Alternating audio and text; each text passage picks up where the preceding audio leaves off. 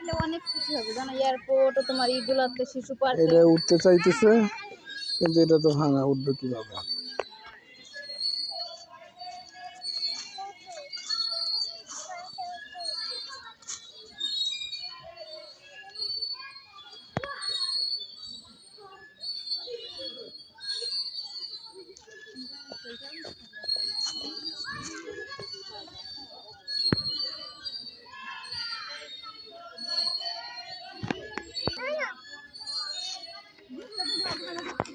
আসো বাবা, এটা তো নষ্ট বাবা, আসো, এটা নষ্ট,